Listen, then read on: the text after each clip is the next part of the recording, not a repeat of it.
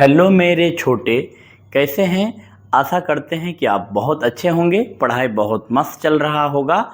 तो प्यारे बच्चों, आज की इस वीडियो में आज हम लोग देखने वाले हैं, आज हम लोग सीखने वाले हैं, आज हम लोग समझने वाले हैं प्यारे बच्चों केमिस्ट्री का एक ऐसा टॉपिक जिस टॉपिक में अक्सर बच्चे फंस जाते हैं और उसको समझ में नहीं आता है, जिसके कारण प्यारे बच्चों ऑब्जेक्टिव नहीं बनते हैं, बोर्ड एग्जाम में कम नंबर आते हैं।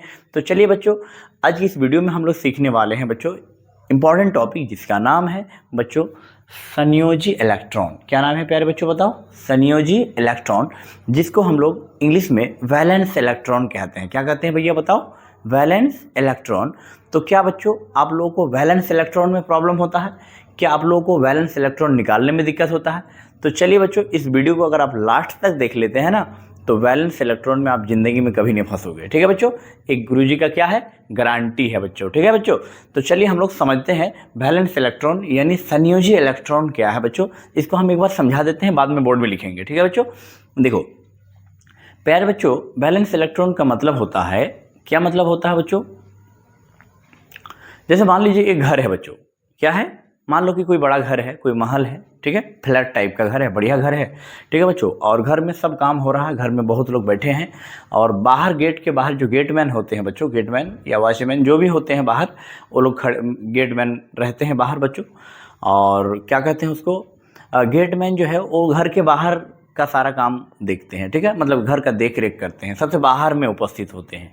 ठीक है, और जो घर के अंदर होते हैं बच्चों, वो तो घर के अंदर ही होते हैं ना, वो सारे इंपॉर्टेंट काम वो करेंगे, बाकी घर का बाहर जो चपड़ासी का काम चपड़ासी जैसा होगा ना। ठीक है बच्चों, वो बाहर होते हैं, ठीक है, घर के बाहर। ठीक है, इतना बात समझिए। तो ठीक उसी प्रकार बच्चों आज हम लोग इलेक्ट्रॉन वैलेंस इलेक्ट्रॉन में, मतलब संयोजी इलेक्ट्रॉन में हम लोग समझेंगे क्या, कि किसी तत्व के जो बाहर में उपस्थित होते हैं, मतलब किसी तत्व के बाहर में उपस्थित इलेक्ट्रॉनों की संख्या को, सिंपल समझ जाओ भैया, है ना। किसी तत्व में उपस्थित जो बाहर में इलेक्ट्रॉन होते हैं, बाहर में उपस्थित होते हैं, उसी इलेक्ट्रॉन को हम लोग संयोजी इलेक्ट्रॉन कहते हैं। कोई दिक्कत बच्चों? चलिए अब हम लिखते हैं यहाँ पर एक क्वेश्चन से यहाँ तक बनते हैं बच्चों, परीक्षा में पूछा जाता है कि संयोजी इलेक्ट्रॉन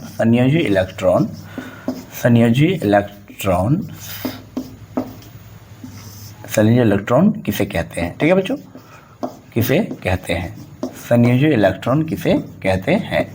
ठीक है, तो इसका प्यारे बच्चों उत्तर हो जाएगा किसी तत्व के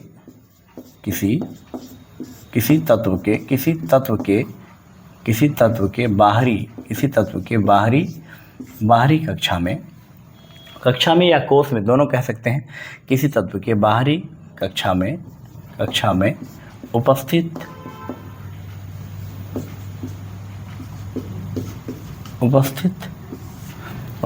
इलेक्ट्रॉनों की संख्या को, है ना, इलेक्ट्रॉनों की संख्या को, है ना, किसी तत्व के बाहरी कक्षा में या कोश में उपस्थित इलेक्ट्रॉनों की संख्या को प्यारे बच्चों बताओ क्या कहते हैं, संख्या को, है ना, संयोजी इलेक्ट्रॉन कहते हैं। क्या कहते हैं बच्चों,